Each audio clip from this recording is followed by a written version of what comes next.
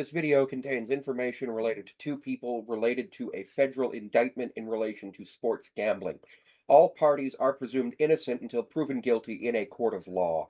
However, I do wish to discuss the events and what the accused have been accused of. At this time, everything that is talked about in this video is alleged to have happened, and the two individuals that I will speak about in relation to this, Luis Ortiz and Emmanuel Clase, have been indicted by federal prosecutors in Brooklyn, with Ortiz being in custody.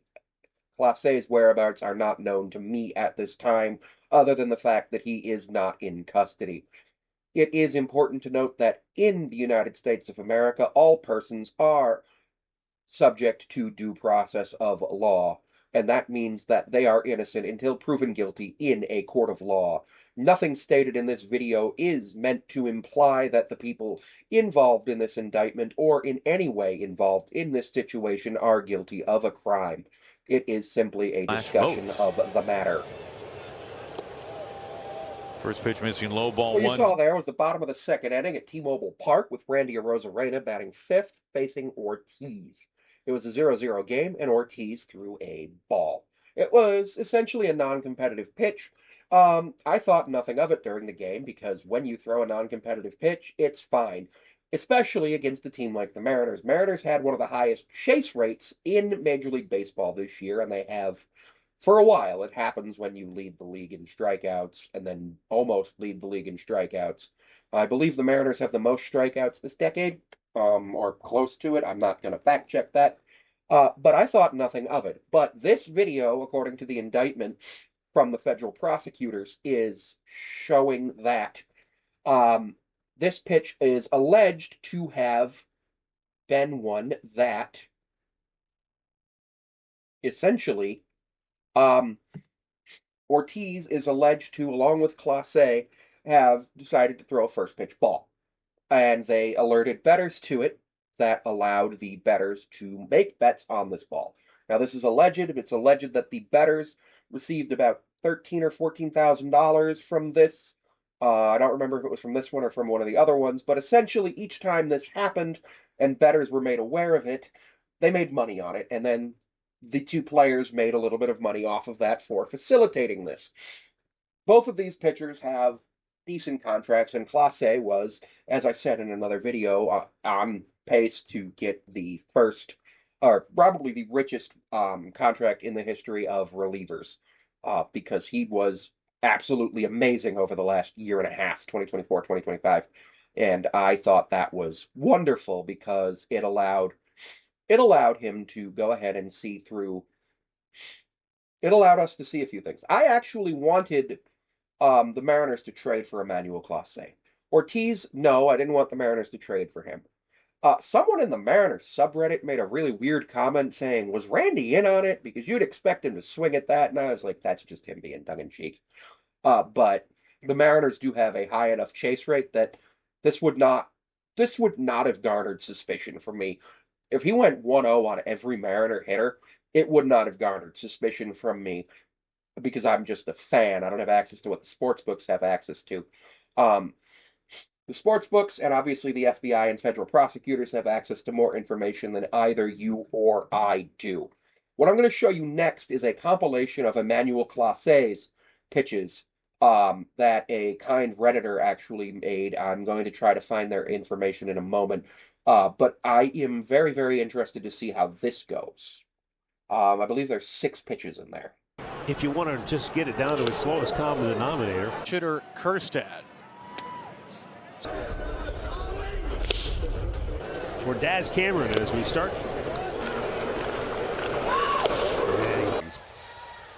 2 outings ago, it was an unearned. That's a 1-run game here in the ninth. Okay, each of those 6 pitches happened at the start of an inning on an 0-0 count. You can place a prop bet at the beginning of an inning. Will the first pitch be a strike or, and this is a binary, it's either a strike or a ball/hit batsman. A hit batsman technically counts as a ball because a ball is the only way to be hit by a baseball. If you swing at it or the ball is in the strike zone, it is considered a strike, even if it hits you.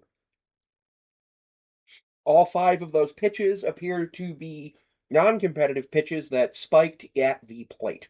Very, very interesting because, yes, sometimes that is a strategy in a 2-2 count.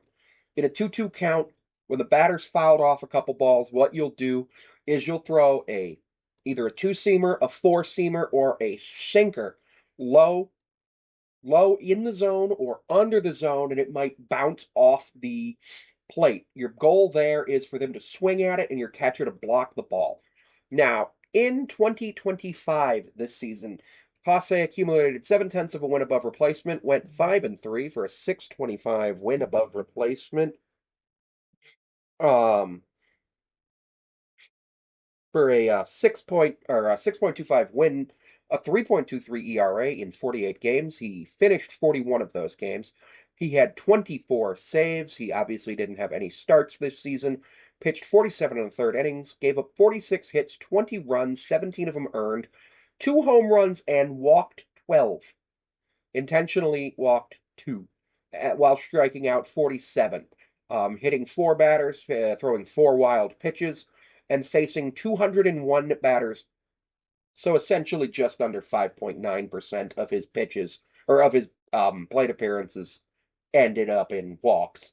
That's really impressive. He had an ERA plus of 130, a FIP of 2.71, and a WHIP of 1.225. Gave up 8.7 hits per nine, zero point 0.4 home runs per nine, walked 2.3 per nine, and struck out 8.9 per nine. Uh, all really, really good. Last year, though, 4.4 wins above replacement, went 4-2 for a 667 winning percentage, a .61 ERA, 74 games, 66 finishes, 47 saves, 74 in the third innings pitched, gave up 39 hits, 10 runs, 5 of them earned, 2 home runs, walked 10, including 1 intentional, struck out 66, and faced 270 batters. I'm going to go ahead and do some quick math here. That's 3%. That's a okay, 3.07 or 3.7% walk rate. Because remember, we use significant figures in baseball. These pitches happened between 2024 and 2025, and it is alleged that these pitches all are tied to bets that were very odd. Essentially, people were placing bets on the first pitch of an inning being a ball. And then these 5 to 6 pitches here that were thrown were balls, and they were all spiked at the bottom of the plate. They were essentially waste pitches. Now, yes, waste pitches, like I said, are a legitimate baseball strategy at times, especially if somebody's been swinging and fouling it off. Because if you can get that guy to chase out of the zone low or out of the zone to the outside, you've got yourself a chance at a 2-2 count. Worst case scenario, you go to a 3-2 count and you get him with your next pitch or you walk him. And that's a legitimate strategy. That's something that happens in baseball. But in an 0-0 count, a waste pitch happens usually for a few reasons. One, your pitcher just blew his arm out and he's injured. And now we've got, a bigger problem. Two, your pitcher sucks. And he's been throwing a lot of waste pitches, and he's only out there because he's got to face 3 batters. Three, your pitcher is wanting to do something different, trying something out. It's rehab. He's just come back from injury. It's spring training, all that stuff. Um, those are the reasons why I could see it happening in an 0-0 count. Or potentially there's action on it. And because of prop bets, which I'm going to talk about in a minute, you can actually see this. I'm going to have Class A stats thrown up here because that's very, very interesting to see with what's going on because it's very, very rare to see a waste pitch like that. Obviously, I'm blessed with having the Mariners rotation. We don't throw a lot of waste pitches. We're really good about that. But when I see a waste pitch on an 0-0 count, it does kind of get me a little suspicious, unless it's against us, like with the Ortiz one, because we chase a lot. That's the other reason you might throw an 0-0 pitch, especially, second, third time through the order, you're like, these guys have been chasing. I'm going to throw a waste pitch, see if they bite on it. If they don't, I lock in, get it to 1-2, get it to 2-2, figure out what I got to do. Worst case scenario, I wasted 1 pitch in an 0-0 count. it's not the end of the world, but you want to get them to two, 1 and 2, and then obviously your goal is to strike them out. 1 and 2 is easier to hit in than 0 and 2, but sometimes if a team's chasing and has a high strikeout rate and a high whiff and high chase rate, you do stuff like that. But when it's a consistent thing against a lot of different teams and there's action on those pitches, I can understand why investigators would look into those things. Interestingly, the article by Jeff Passan on ESPN.com states that MLB made a statement stating that they contacted federal law enforcement at the onset of this investigation and has fully cooperated throughout the process. They are aware of the indictment and the one arrest, and their investigation is ongoing. The Guardian said that they were aware of the charges and will continue to cooperate with law enforcement and MLB. Passan also states that it's a 23-page indictment outlining a scheme perpetuated by Clase, the right-hander. According to prosecutors, Clase would allegedly throw balls instead of strikes and sliders rather than cutters on the first pitch of at-bats, in which bettors would wager on the individual pitches to be balls or under a specific mile-per-hour threshold. The prop bets, according to the indictment, would often be stacked in a parlay, leading to greater winnings. Clase provided money to bettors to gamble on his behalf, allegedly, texted with them during games, allegedly, and was later joined in the scheme by Ortiz, who joined the Guardians in a December 2024 trade, allegedly. This was stated by the indictment per Jeff Passan. Allegedly, this scheme took over 3 years, and one bettor placed 16 parlays in which one leg was Clase throwing a ball. Of the 8 pitches involved in those bets, 7 were successful. The 8th was a pitch in the dirt swung at by Los Angeles Dodgers outfielder Andy Paez, who obviously, as we know, is the World Series hero who ended Toronto's um, World Series hopes. Jeff Passan also says that Ortiz's involvement only started on June 15th, 2025, which was about 6 weeks before the actual first situation there.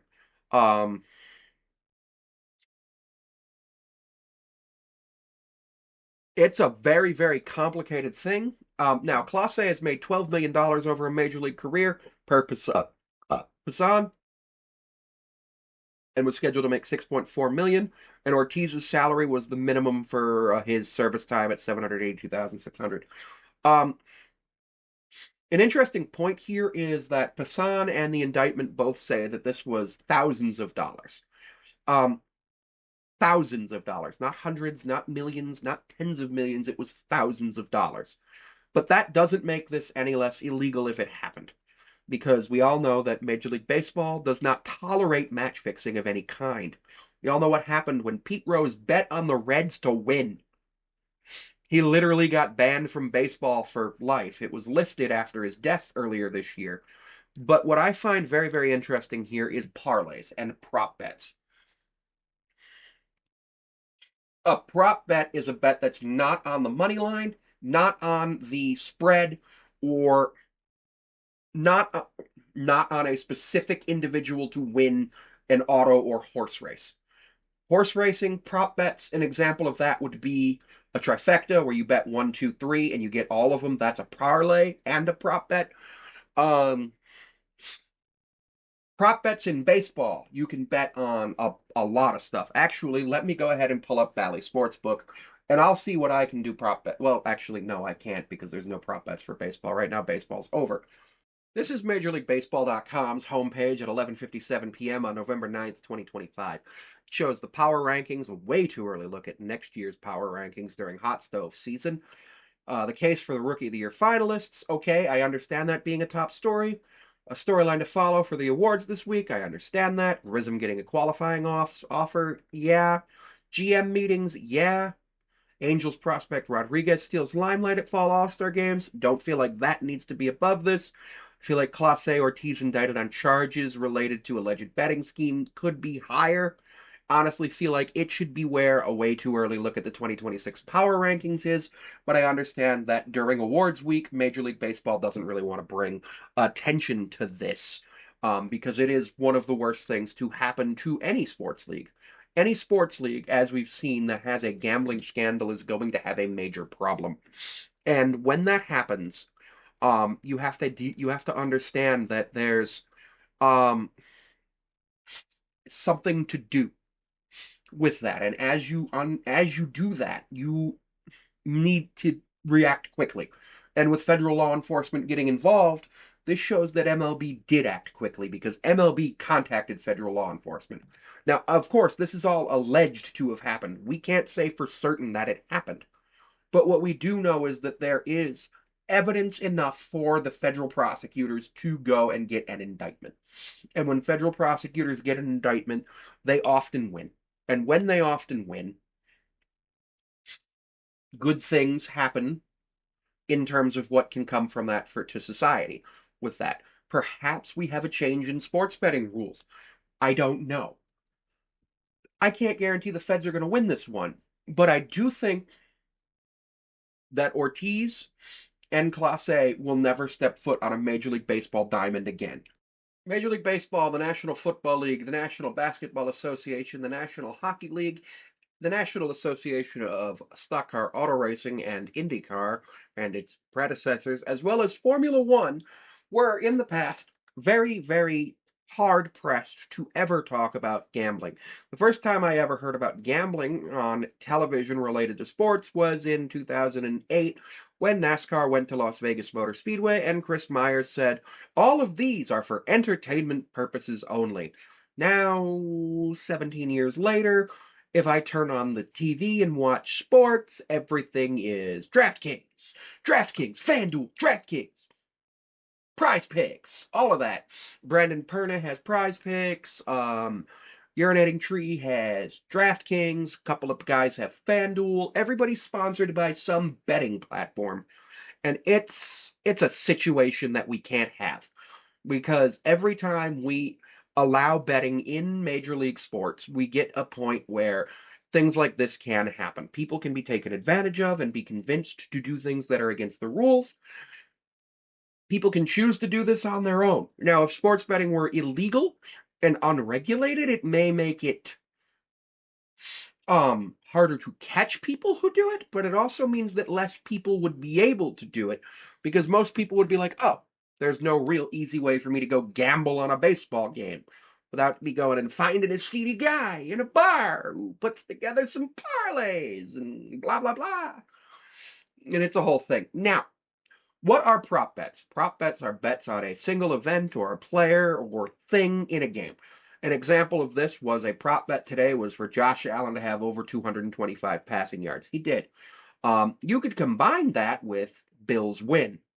The Bills were favorites in this game. They actually lost. So let's say hypothetically you put Josh Allen to have 225 passing yards or more and a Dolphins win. Now you've got a parlay with one with good odds and one with bad odds, so now you're more likely to win a little bit more money. And then you throw on another thing on a parlay, James Cook under 72 yards, something like that. Which these are all just real results today. James Cook, I believe, had like 62 yards today. It was not a good Bills football game. They lost to the Dolphins, but Allen had 300 yards. You couldn't say that Allen wasn't trying to win that football game. But what was really interesting was me thinking about every single time because right before the game started, they talked about the DraftKings or FanDuel, same game parlay.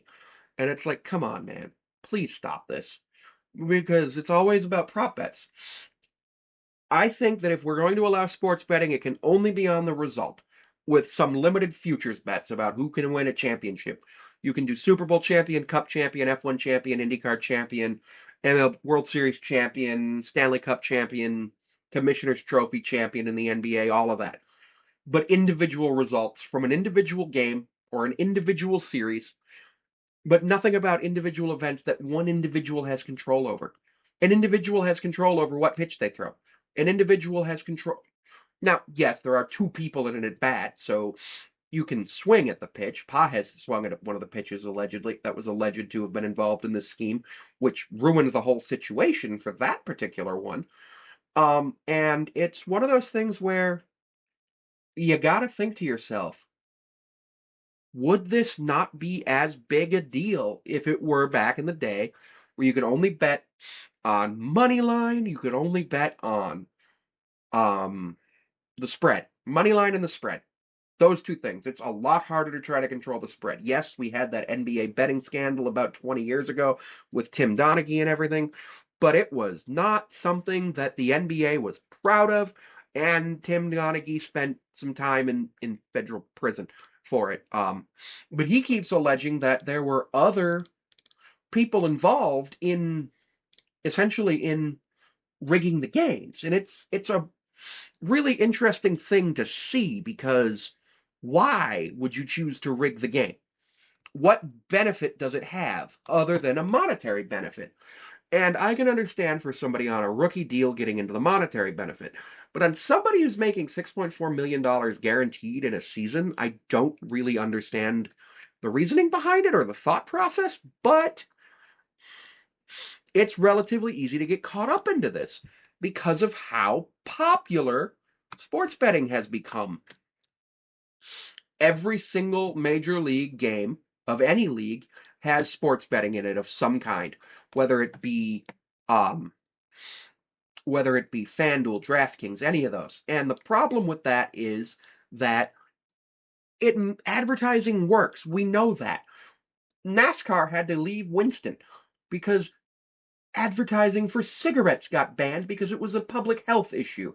And I am of the belief right now that this is not only a sports league issue. This is a public health issue. People can get addicted to gambling. That's why they have the gambling addiction hotline in really tiny print. And it's frustrating to see the way that Major League Baseball and all of the other leagues are handling this. Now, yes, you may say, is this a distraction from that big thing that the government might want to release? Sure, maybe. But it is an issue. It's an issue. And it's an issue that's a public health issue. It's an issue that goes beyond sports. Because we need to make sure that people aren't losing their money to gambling. Especially when they're gambling on something that's rigged. Because all of those people who...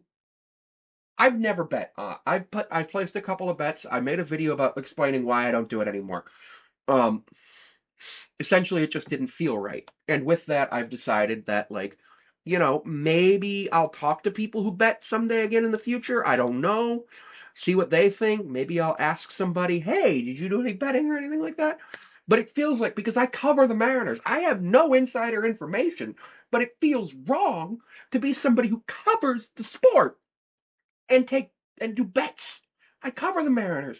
I make videos about other stuff. I make nonsensical videos saying Sean McDermott should be in jail for the performance he had today. It was a small short, but I made the video. It didn't feel right. It did not feel right, and it's something that I think we're going to have a reckoning with. That sports content creators have been getting all of these advertisements, but that's for a separate video, which I'll make in a little bit. But at this point, I want to just say, if Emmanuel Clase did it, or if Ortiz did it, they should face the maximum penalty allowed both under the collective bargaining agreement and under federal law. If they didn't do it, then due process will show that they didn't do it, and what should happen is that they should receive payment for the time missed and allowed back to play Major League Baseball. That's what should happen. They should receive payment for their contract services that they were not able to provide because they were under investigation. And the people who placed the bets should also be investigated. If the people who placed the bets are not investigated, it becomes a problem. The biggest problem here is that sometimes it's hard to find them because you can do things a little anonymously on the internet. You can lie. There's a whole bunch of stuff with that. But I do think that the bettors will also end up being indicted. And I do hope that there is a full accounting and due process for everyone involved in the situation.